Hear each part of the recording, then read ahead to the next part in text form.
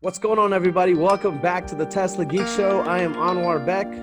And I'm Eli, and on this week's episode of the Tesla Geeks Show, we are so honored to bring on special guests, Matthew and Roger Pressman. They are the creators, founders of Evannex Tesla Accessories, the Tesla community's accessory store. Well, finally, this is episode number 40, a big milestone for the Tesla Geek Show. So it's an honor to have the guys that believed in the Tesla Geek Show early, Matt and Roger, on the podcast. Welcome, guys. Thank you. Welcome. Thanks for having us, Anwar. We're excited to be here. We have been talking about having you on the show ever since before we even started it. In fact, we told you what we were going to do with the Tesla Geek Show. We were just starting it. And you guys at Evannex, Matt, Roger, you guys believed in us so much. You guys actually gave us seed money that helped us buy the very equipment that we're using to put this show together. Because like you saw what we were doing in the Tesla community. You guys have been like the longest time members of the Tesla community. So we just want to say thank you guys so much for being our initial supporters and helping make the Tesla Geek Show happen. Well, the Tesla community got a real return on investment for the pittance that we gave you. So it all worked out really well. And I got to say, we have absolutely enjoyed doing this, but this show isn't about us. This episode is about you. So you guys have a very long history with the Tesla community. And like, start us off, like where did your place in the Tesla community begin? And where did Evannex start? Because this is a fascinating story that I don't think many people have heard. Well, let me give you the short version. I've always wanted an electric car, but the problem is I was unwilling to buy kind of the Econobox version of an electric car. The aesthetics just That's didn't such a work good way for to me. describe it.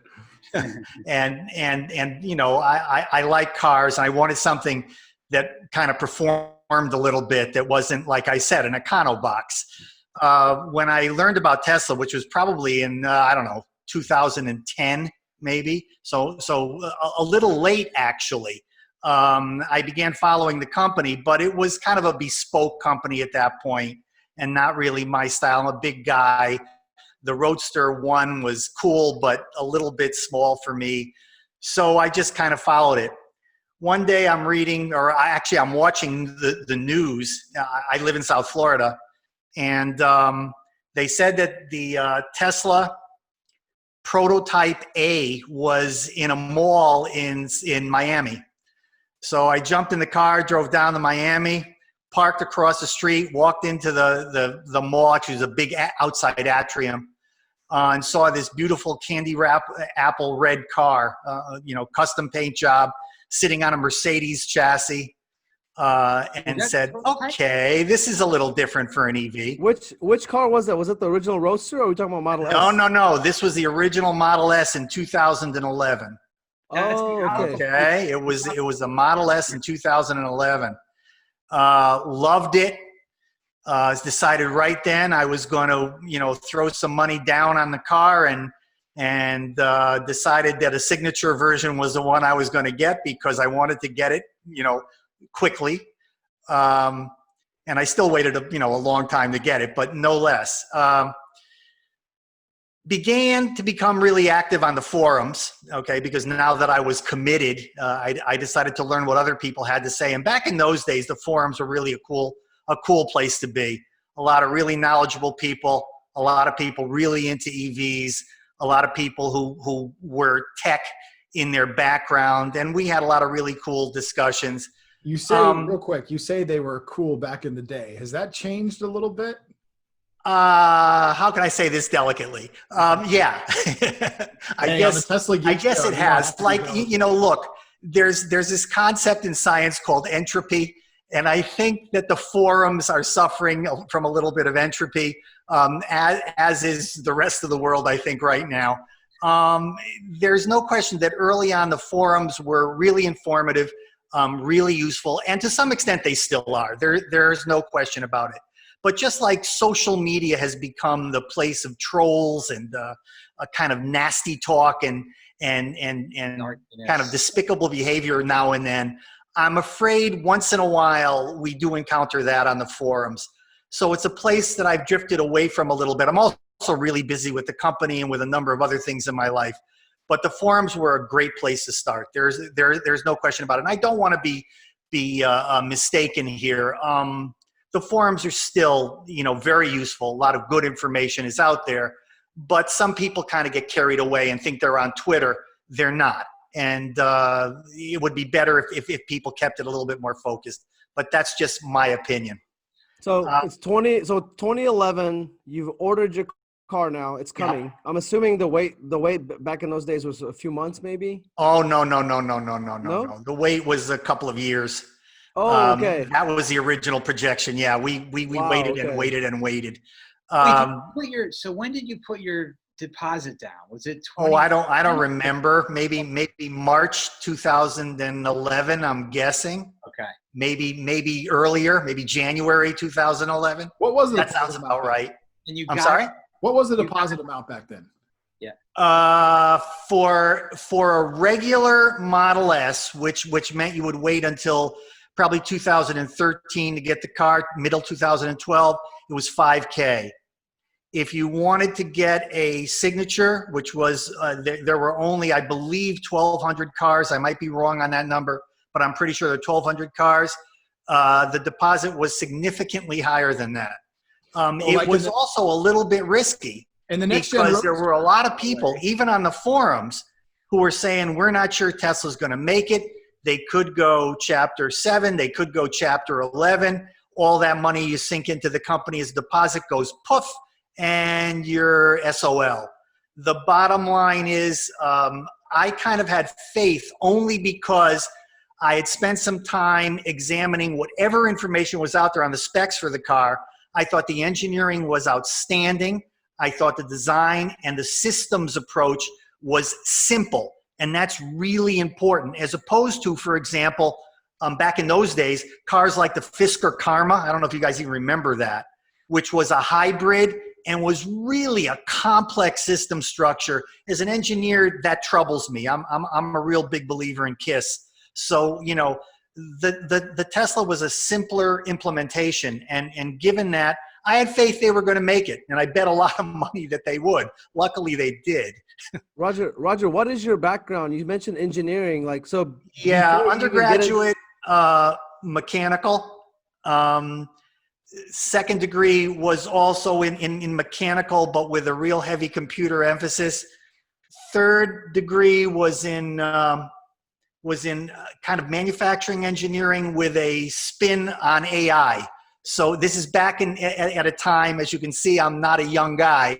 This is back at a time when AI was just a twinkle in the eye of a lot of tech people. But my dissertation actually was an AI approach to manufacturing. So I know a little bit about it.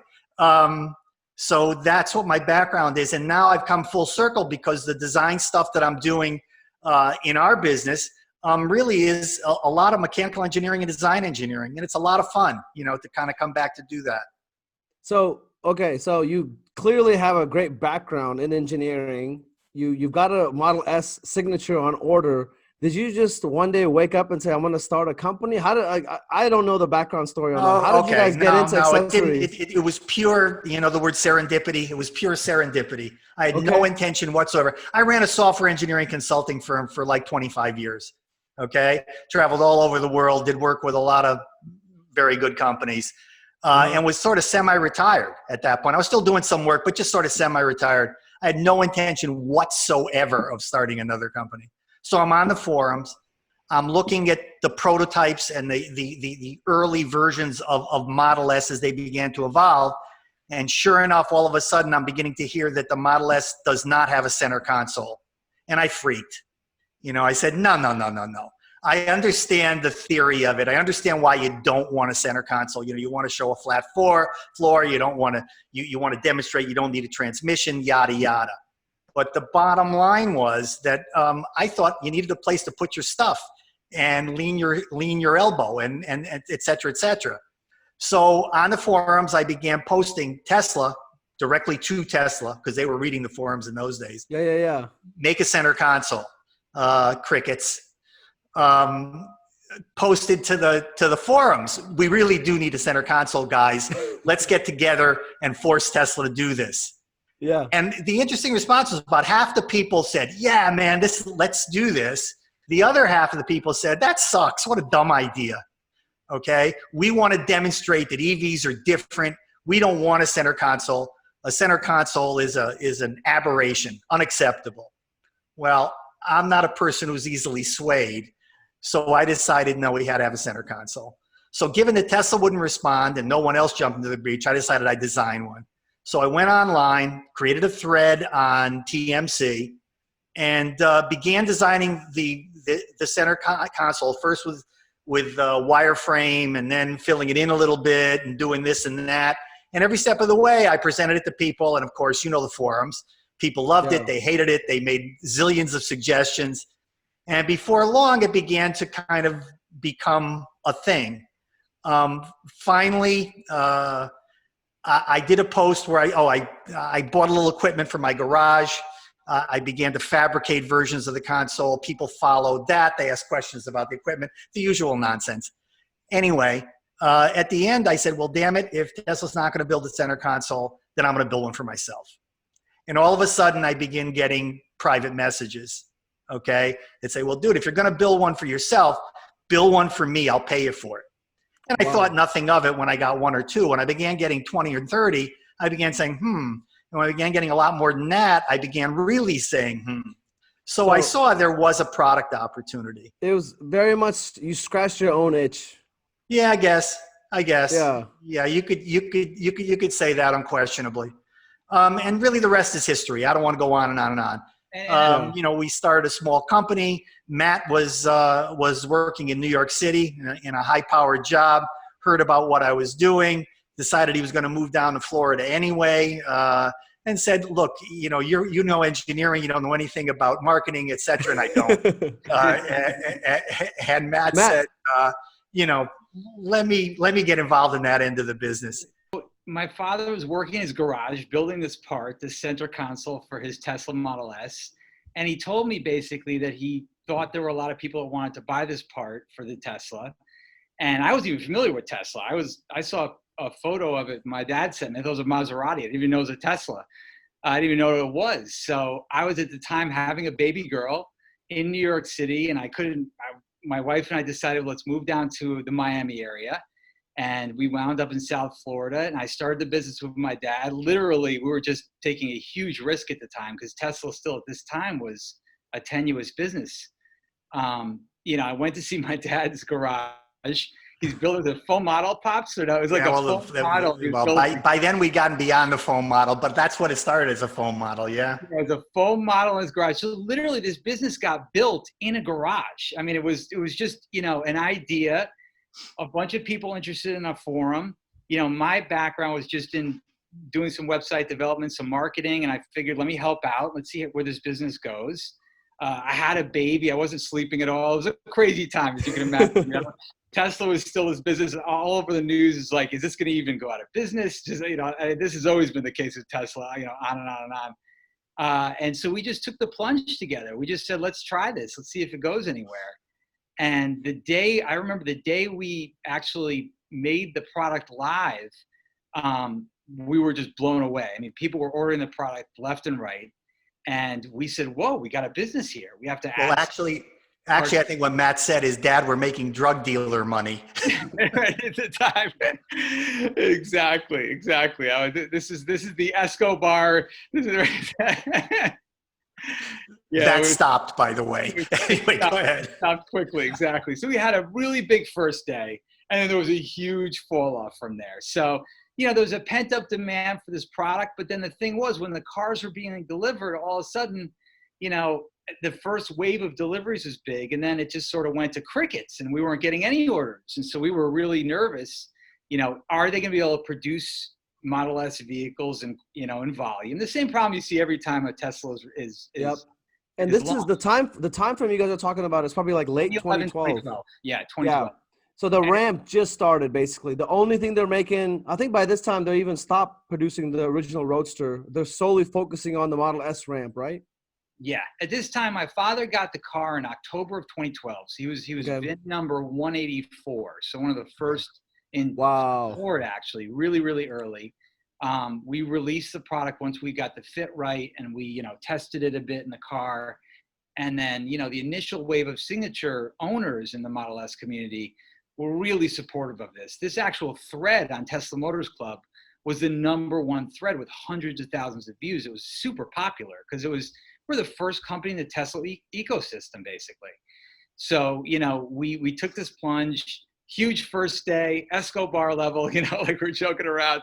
And then after that, it just went to crickets. And we were like, whoa, are we going to be able to run a business? You know, is this just a big, you know, one-time boom, or is there more opportunity here?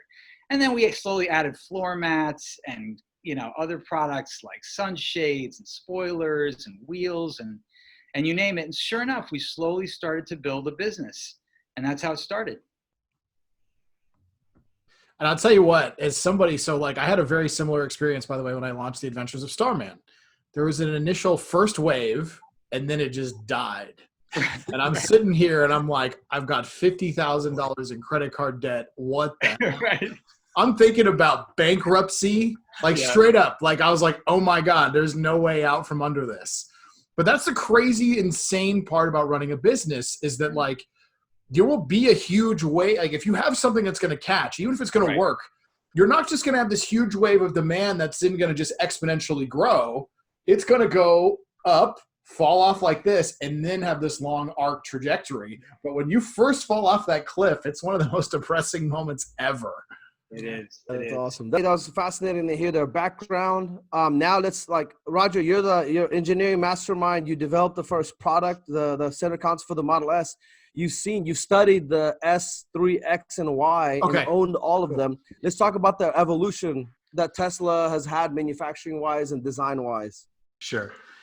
Well, I guess one of the benefits of being involved in our business is I've had an opportunity not only to just test drive every model that Tesla makes, but really use them, buy them, and use them as a daily driver.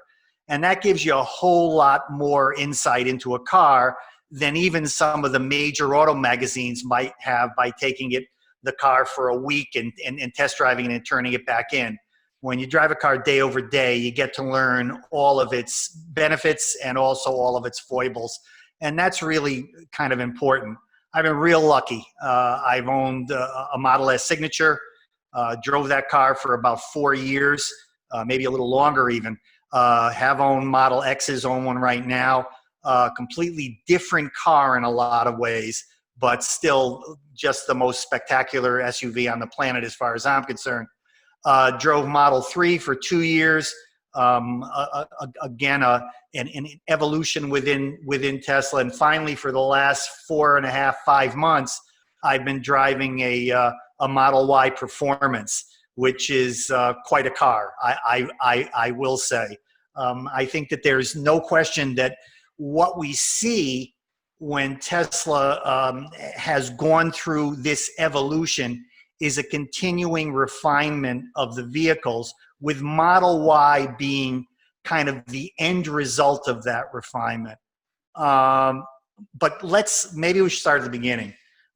Model S. Model S Signature or the early Model S's had a lot of features and functionality that were actually missing in a premium vehicle or a luxury vehicle. I mean, little things that were really irritating when you were paying big bucks for a car, like fold-in mirrors. I mean, come on, man. Yet what happened is Tesla, I think, was under such enormous pressure to get the car to market. They simply felt that little things like that weren't really important, that the big picture was an EV that exhibited high performance, was beautiful, and had range. And I can't argue with that philosophy. But given that, there were plenty of things that were missing in the car. That represented an enormous opportunity for us in running Evannex, because the car needed a lot of stuff, not functionally, but some small functional capability, some large functional capability. One trivial example, but again, it matters. Those people out in the audience who've owned Model S know that there was something under the display called the cubby. And the cubby was just sort of an empty shelf. And This that is was actually very my cool. favorite Except product. when you had a high performance Model S Let me and jump you in. nailed it, Let me jump everything in on this flew one. out of the shelf and wound up in your lap. Let me jump in on this Now, one. This is actually my favorite product from you guys. I own the Cubby. And one of the cool things that having the Cubby has had the effect is when I'm about to take somebody on a launch, I will pull out the Cubby and say, hold on, I have to set it here so it doesn't go flying. And I just see like the panic in their eyes because they're like, wait, he's removing the Cubby. What the hell is about to happen? So I love that. Literally, I have my black leather Cubby. It matches the car. I pull it out. I set it in the like little console area, like right next against the thing, and then I activate launch control. Because if I don't, the contents of that Cubby is like splattered across the entire car. It's amazing. True. I do love that product. I literally again, and it's kind of cool. Like initially I was like, oh, like it's a weird thing to pull out. But once I realized that for them, it just was kind of a trigger to say, oh shit. It's now like part of the drama of the build up to the launch. So literally like I'll pull out the Cubby, I'll engage launch control, and I'll give them like a 5-second countdown and then just rip their face off the launch. No, you're absolutely right. So I mean, there were lots of things like that kind of made our business more than just what it began as, which was just a center console business. And, over time, Tesla, interestingly, began to come around to our way of thinking, I'd like to say, on some things. Like, for example, the Model S now is a center console. Just as a quick side story, very early on, I won't name names, but very early on, we had a very early version of our center console insert.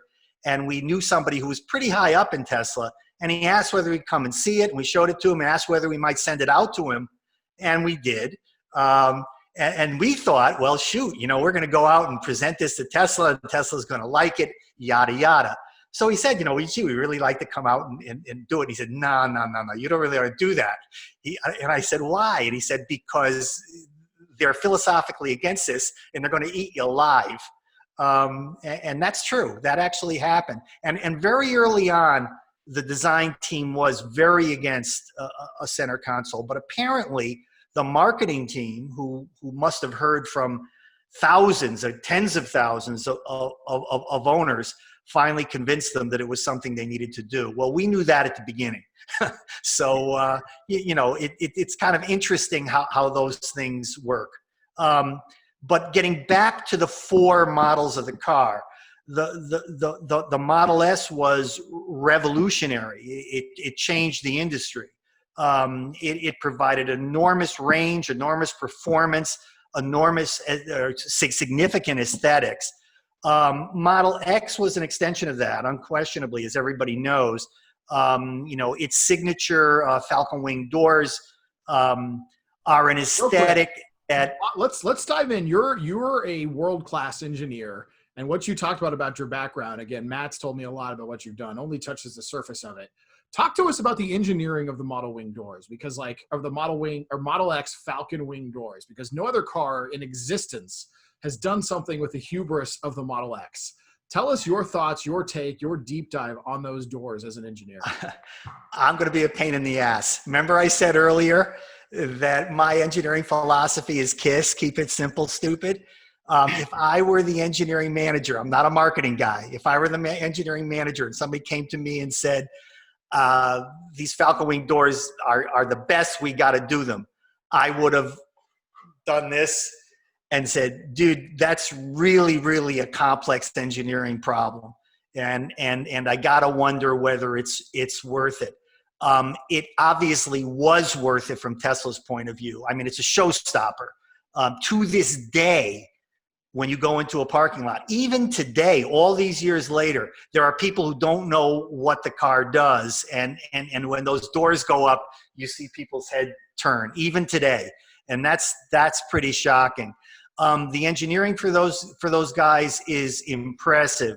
It represented challenges in kinetics. It represented challenges in design. It represented challenges in quality engineering, in manufacturing. It's a significant thing to have done. There are people who question, as I said, whether it was all worth it. I think it was from a marketing point of view and a branding point of view. Whether it was worth it from a functional point of view, having driven the car for many years now, I'm going to be very brutally honest here. I don't know. I mean, there are situations where having doors that operate the way the Falcons do is actually a bit of a pain. Particularly when you have people in the car who don't know how to operate the doors, don't know what they're going to do. They could potentially bump their head, yada yada. But at the end of the day, from a branding and a marketing point of view, I completely get it. I wouldn't have it any other way. But I have no trouble with my Model Y, which has conventional doors that open very nicely. Thank you very much, and get the job done. Kudos, however, to the engineering sub team that took on that task and made it work. It's an impressive achievement. Yeah, I totally am with you. It's funny that you give all those engineering comments because Elon Musk himself said that the Model X Falcon Wing doors was an exercise in hubris. Yes. That basically the engineering of it, like the fact that they invented sonar that could go through aluminum, like go through metal, literally never existed. They developed something that is actually now like military use technology because that's what it took to make that car, that they kind of threw all sense out the window. And I remember reading in one of the books early that one of the reasons why Elon Musk wanted the Falcon Wing doors and where this is actually very functionally valuable is if you have a young kid that you need to put into a car seat, having a door that leaves so high a clearance and has this open space is huge because you don't have to worry about slamming your child's head into the car as you're leveraging them over your shoulder to put into the car seat. And I know that was a driving factor for Elon, that it was, scratching his own itch, even if the engineering was absolutely nonsensical. Well, speaking directly to that, I mean, putting Matt in a car seat would be hard now because he's such a big guy. But his daughter, on the other hand, back when she was little, Grandpa put her in a car seat all the time. And it turns out that, that was a wonderful feature, very easy to use. And like I said, don't misread what I said, but from a purely engineering management, manufacturing point of view, I'm not sure I would have stamped that with approval, only because it's such a complex problem, as you correctly point out, Eli. But nonetheless, from a branding marketing point of view, as I said, it's a great idea, no question. Moving on to Model 3 is sort of a step function change. We all know why Tesla went the way they went, a much more mass market car, but also a rather substantial refinement of what happened in S and X. Again, having driven both S and X for many years, getting a 3 was an interesting transition. The car had a lot of features that I think were substantial improvements on what S and X provided. Plus, it was really fun to drive. Completely different driver's feel than certainly S, which is the sedan, so you compare it to that. I love the car. Drove it for 2 years. I think, again, it is not profound to state that very early on there were some build quality issues that needed to be addressed. Tesla did that. And the car today is a winner. There is absolutely no question about it. I also, by the way, really, really think that the interior of the car for 3 was kind of a significant step forward from either S or X. Why is that? Why is that? What made the Model 3 interior a step forward? Well, I would say at least 2 different things, maybe more, because some of them are folded inside one another. I think the use of the central display as the only ergonomic communication mechanism with the car pretty much was the right decision. It was startling at first not to have a binnacle, not to have your classic speedometer. That went away literally in 2 hours. And then one got very used to using the central display as the approach. To this day, I feel less comfortable with the portrait version of the display in my X, for example, than I do in the landscape version of the display in my Y. I think having the speed indicators, all the vehicle functionality, all the soft buttons essentially available there is really an excellent approach. The other major change in the interior that I think is really significant is the HVAC system. I think that's an enormous improvement over S and X. Plus, it's really cool. The design is spectacular. The interface, you do demos to people on it, and they say, "Whoa, that's really cool. How come my car can't do that?" So, yeah, I would say those two things: the ergonomics of your interaction with the car, and also the HVAC on the interior is really impressive. Not to mention that the interior is very roomy for a relatively small car. And I think that's impressive as well, but we all know that. So obviously the obvious natural outgrowth of 3 was Y. And as far as I'm concerned, having driven all cars for a long time, it is my favorite Tesla. Okay, it's not quite as classy or as expensive or as premium, shall we say, or as S and X. So tell us. Well, I have a Y Performance, okay. And I have to tell you, it's a beast. I mean, it really is. It cracks me up. The thing has amazing acceleration. So what is it? What makes this car your favorite? Because that's a big statement, right? Like this car is half the price of the S and X, less than half the price of the S and X, based upon when you originally bought it. Yeah, that's a huge correct. That this is your favorite car. It's a good question. I think a lot of things. It brings together all the positive features of 3, which I really did like 3. It brings along a lot of the functionality that S and X provided. For example, 310-mile range or 285-mile range, which is really significant. It provides performance that, in my opinion, is equal to anything.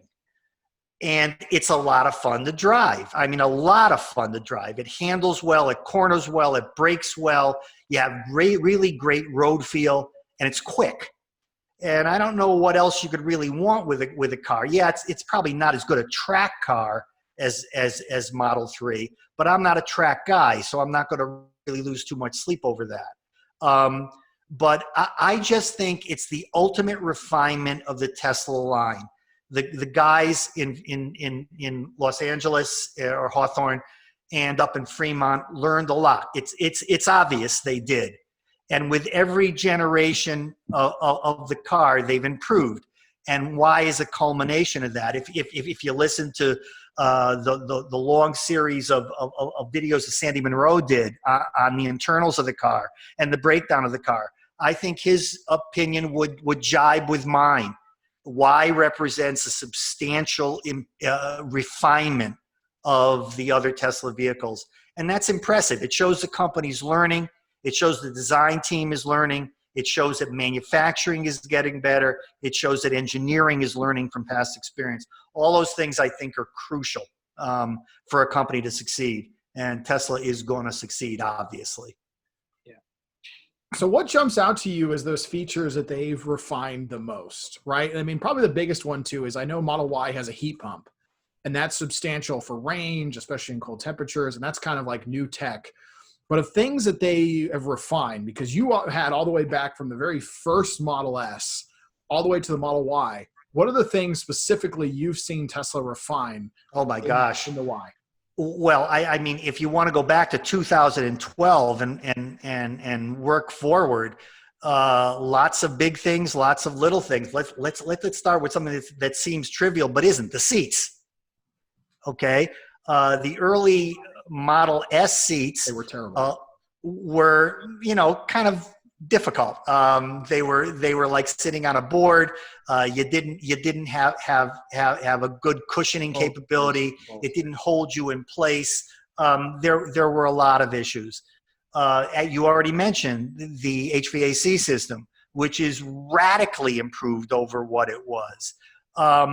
The ergonomics within the car have improved substantially. Now, a lot of those ergonomics are software-based. So amazingly, Tesla could bring a 2013 Model S up to a 2020 Model S in some capabilities because it could modify the software and give you that. In other situations where you needed sensors, obviously you couldn't take a 2012, 2013 Model S and bring it up to 2020 spec without replacing all the sensors. But if we go back to the core of your question, which is how did Model Y really improve things across the board? It's really all of those little things and big things. Internally, the car uses 70% of Model 3 parts, as we all know. That means that the refinements that did occur had to do with vehicle geometry and with improvements in some of the things like, for example, the heat pump as opposed to a more conventional air conditioning system, which improved range, did less battery drain, better heating theoretically. I live in South Florida, so I can't speak to its capabilities. I never have to heat my car ever, but I do air condition it. I will say among some of the flaws, hello Tesla, is that I think the air conditioning system is still, even in Model Y, a bit noisy. I think that can be improved. But those are little things, you know. So there are a lot of things that have been improved. They are, or refined if you prefer. They are incremental refinements off 3, but significant refinements off S and X. Yeah, and just Eli, just to give another point of view on this too, with some specifics to the early Model S. For instance, there were no coat hooks. There's no coat hooks. Right. There's no USB ports in the back seat. There's no rear console, right? So these are all products that we actually came up with ourselves through Evannex. And when we went to the Model 3 launch, I remember we were very excited to see how beautiful the car was. It was like a mini Model S. I remember it was our first impression of it, flying out to Hawthorne at the LA Design Center and seeing it. We were blown away. But then our enthusiasm was kind of damped because we looked in the interior and we saw all of our products that we kind of used as add-ons, you know, or accessories, were now being implemented into Model 3. And so a lot of these ideas that we, you know, I mean, you see these in traditional, you know, kind of legacy cars anyway, but there was a lot of sort of this minimalist, stark interior that came with the Model S that didn't really translate too much into the Model X. A little bit, like the USB ports came in the Model X, but no coat hooks, for instance, you know, no rear console, little things like this. And so, but by the time the Model 3 hit, a lot of the sort of accessories and parts that we had some significant success with the S were now being implemented into the OEM sort of package that people were getting. So yeah. You guys did such a good job giving the people what they wanted. Tesla decided to finally do it natively themselves. Great work. Right. Yeah, true. I mean, to some degree. I mean, we, you know, our thing is always looking at, you know, what, and we don't even look at Tesla only. We look at other car brands and we look around and say, what are people what are the creature comforts they want? What's the extra storage opportunities they want? What functionality they want? And how can we implement that into Tesla's cars if Tesla's not doing it? And so, you know, we continue to do that. And there's still opportunities throughout our product portfolio to do that, you know, luckily. So, yeah. Yeah, there's very little doubt that Tesla improved with each version of the car or model, maybe a better way to say, each model of the car. But even for Model 3, Matt is absolutely correct when he says a lot of the functionality we originally provided for S and X were standard equipment on 3 and then obviously on Y. But even so, we have more different products and product variations for Model 3 than we had for either S or X. So there's always things you can come up with to get the job done. And the same thing is happening with Y. With every passing week, new products are being ideated, and we launch new products. Gosh, what would you say, Matt? Probably on a almost on a weekly basis. Yeah, almost on a weekly basis. Really? Yeah. So it's a little. I mean, some of them are little products. Just quick insight into the business end of things, and then Matt maybe can talk about what Tesla customers like. But we kind of divide products into three broad categories, I would say. The first we laughingly call bling.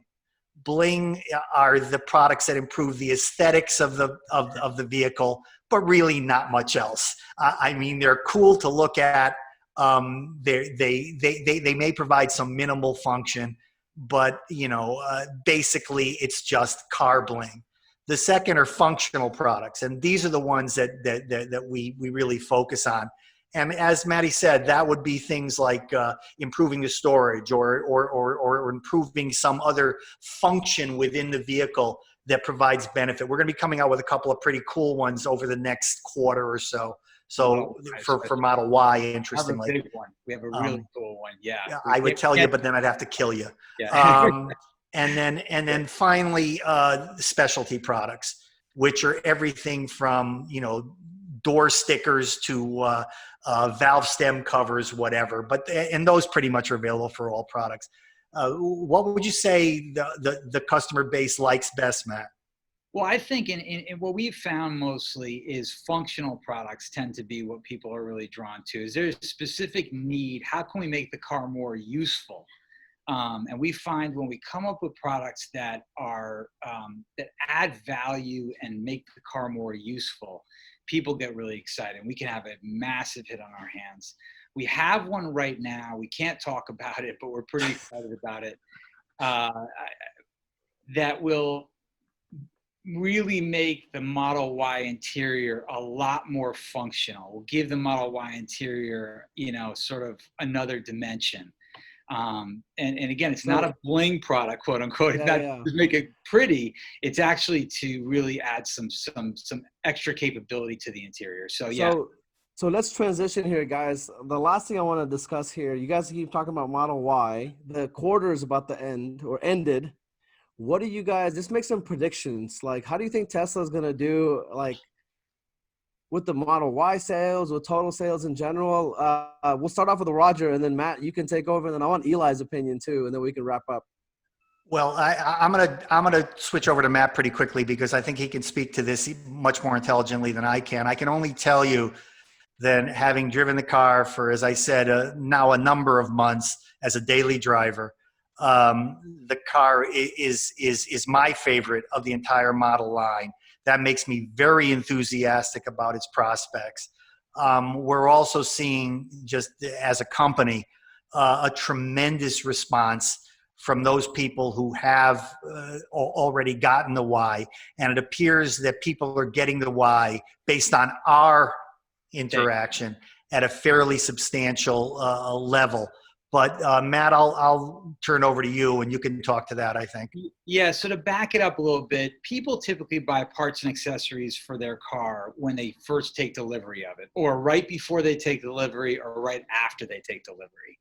So this is kind of an interesting thing to look at, like a litmus test for how many cars are being delivered at any point in time. As the leading aftermarket accessories and parts, sort of provider to the Tesla community, we can sort of tell as a quarter is ending, are deliveries ramping quickly, and is there a heavy volume of Teslas being delivered to customers at any one time? And we've seen quarters where it hasn't been great, and we've seen that reflected in our numbers. And then we've seen quarters where it's just, wow. This happened once with Model 3 a few years ago where we were just like, whoa, it is happening big time. What I can tell you is, now again, this may be somewhat different because the fact that Tesla's factory is closed for about a month and a half, 2 months, and they may have had to play catch up. The end of the quarter is today, and in the last 2 to 3 weeks, we've seen a surge in sort of action in our business that we haven't ever seen before. So our take on it is, you know, and I think Wall Street, at least it looks like, is being reflected in the stock price right now. Tesla's really doing it in a big way right now. And I think Model Y deliveries, if what we're seeing is correct, again, it's sort of like inferring, does our business, can we tell whether or not Tesla is doing, you know, great in terms of deliveries? We think they really are. And we think if this continues, the Model Y will, in fact, like Elon Musk said, sell more than the 3X and S combined. And again, what we're seeing right now, definitely the case. I actually went to the Rockland Tesla store yesterday. In fact, I was hanging out with the good old Tesla Semi, the red wrap Tesla Semi. Cool.